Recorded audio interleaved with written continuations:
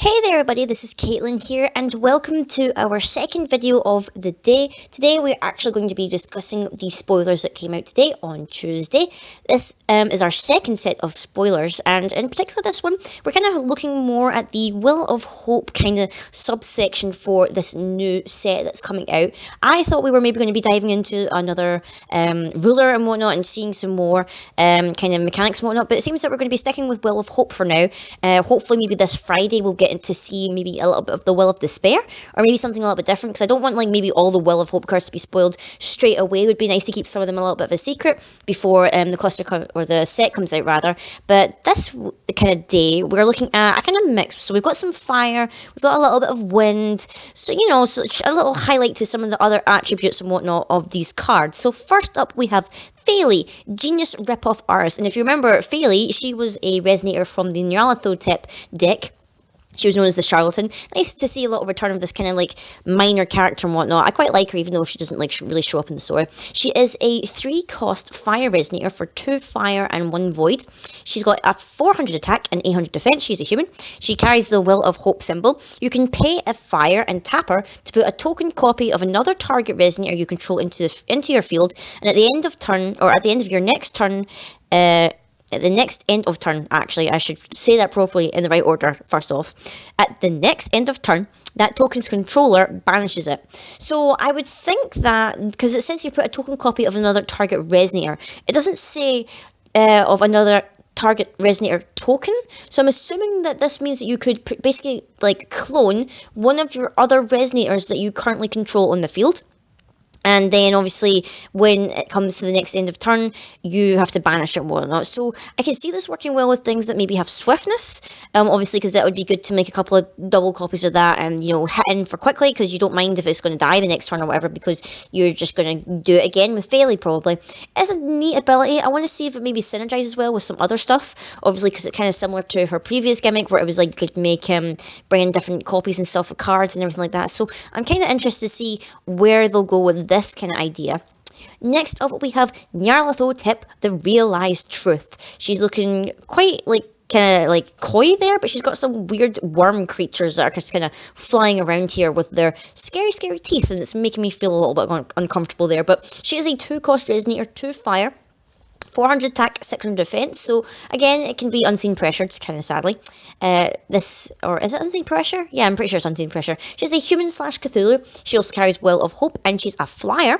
Kind of interesting, kind of weird. Well, I suppose the reason why she's kind of flying is obviously she's got the Almeria stone around her neck, and I'll talk a little bit more about that probably near the end of these spoilers. So she has the ability to release the seal abilities of fire cards in the spell you control. So similarly how Pandora did it for light cards and everything like that, Nyarlathotep does it for fire cards. So this kind of helps out if you are running a Will of Hope deck with the Book of Light and you are mixing up your different elements and whatnot. You want Nyarlathotep if you're using fire, you want Pandora if you're using light, and yada yada yada. She also has an ability of pay 1 void, and target J/ resonator you control gains 200 attack and minus 200 defense until end of turn, which is quite a weird kind of mechanic. You would think that it would be plus 2/2, like all round, because you don't really want to lose your defense. I suppose like you don't really mind that too much if, say, you're targeting Nyarlathotep herself, because then she's swinging for 600 attack in the air flying. She's losing 400 defense, but you're hoping that you're swinging and your opponent doesn't have any kind of blocker that can fly.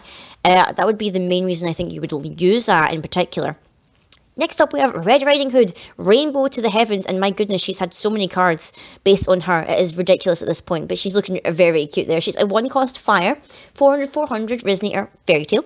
She's also got Will of Hope, and she has a seal of 3. So once she has 3 stones in the field, she gains flying and swiftness. So not as good as her Vingolf equivalent, who could basically get beefed up with every wind magic stone you've got, but she is kind of different. So in this cluster alone, we've got like 3 different versions of Red Riding Hood. We've got like the one from Christopher's and Casket, we've got the one from Vingolf, and now we've got the one in Echoes of the New World. So kind of interesting. Next up, we have the Rainbow Arrow, which is a one-cost quick-cast chant. It is looking very fabulous, if I do say so myself.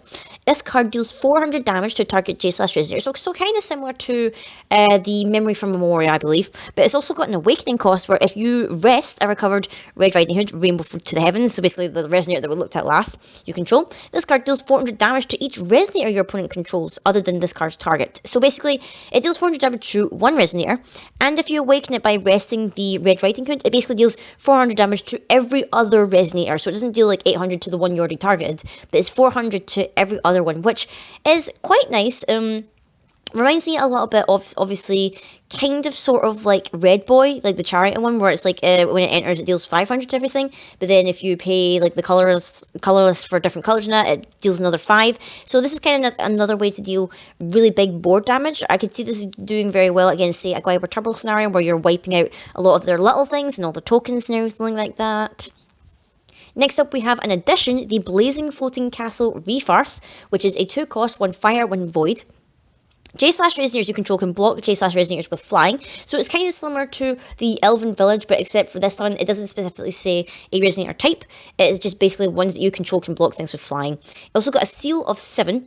When you reach 7 or more magic stones, you can tap this addition, and it deals a 500 damage to a target J/Resonator. So it's basically like you're tapping it and you're getting your thunder off without having to pay extra. You're just basically tapping it. But you do need to control 7 or more stones, unless you've got Nyarlathotep tip out, obviously, to release the Seal ability on it. And I also like the little description at the bottom here where it says, with Almerius as a magic stone, Refarth rose to the sky once more with the flames of Nyarlathotep to guard it, which is very, very ominous, if I do say so myself.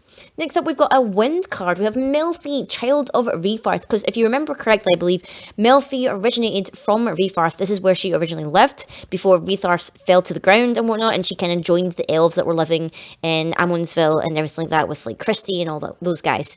She has a 1-cost Wind Resonator. She's 100 elf, so she is pretty weak. She carries Will of Hope with her, but she's got an ability that whenever another elf enters your field, you can put a 100 counter on this card. So if you imagine this with a feasting elf deck, it can quickly get stronger and stronger and stronger, because you imagine that elf tokens technically count as elves entering the field. So that would be pretty an amazing combo. I still think that maybe it won't get better until maybe Alice Cluster rotates out. I think elves will get a lot stronger after that. I like the little like kind of quote down below. I just love all these quotes. I can't help it. Where it's just like, Melfi's memories of her old home surged through her. Her heart raced with new purpose and drive. So obviously her mentor Feasting is now gone, and I feel like she's filled with purpose and whatnot to try and help out. I love like we've got this kind of like side, like we've got the main cast of like the main heroes and whatnot, but I love how we've got like this little kind of side crew of like Resonator characters. And last up we have the Gale Force Pursuer Christie, who is a 2-cost, 1 wind, 1 void. He's 500, 600, another elf. She's also got Will of Hope. When this card enters your field, remove a target Darkness Resonator from the game. Essentially, this is kind of like a slightly cheaper, slightly weaker version of the Van Helsing Resonator that we got in Vengolf 3, because obviously that one was a 3-cost. And it did pretty much the same thing with kind of like different stats and everything like that. I know a lot of people were kind of getting a little bit confused with saying, oh, this answers Abdul and everything like that, but you would have to Bear Magic Abdul or remove its abilities and whatnot in order to get that to work, because Bear Magic removes all its abilities and whatnot. It doesn't change the attribute, so technically Abdul is still a Darkness Resonator. He's just like a Dark Bear. So you would still be able to remove him from the game with Christie at that point, but he has to lose the ability to stop enter abilities, obviously, because Christie's here is an enter ability, and that's kind of the catch. But I really like this set of spoilers, so it's kind of setting up that last time, obviously, we saw a glimpse into kind of like a little bit into the future slightly, like obviously with Millium being the successor, Zero like being the King's Blade, kind of like a great knight to his side. But this kind of side character crew are, I'm not quite sure what their plan is with Refarth. I mean, their plans seem to be to get it to fly again. So we've got like Faeli, we've got Nyarlathotep, we've got Red Riding Hood, Melfi and Christie seem to be the crew.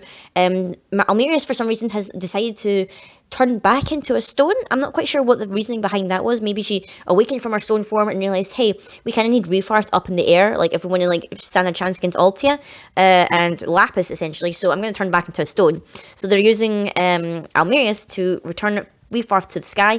Not quite sure what the idea is of bringing Refarth back into the sky. I don't know if they're going to pilot it to crash right into Altia or something like that. Some crazy shenanigans like that. That would be kind of mad to see, but I hope this kind of maybe ties into something in the lore, because it would be really interesting to see what their plans are for getting Refarth back up to the sky and everything like that. So I hope you guys have enjoyed this little in-depth kind of look into these cards that have been revealed. Let me know, guys, what you think of it. Do you prefer the red cards? Do you prefer the two little green cards that we've seen?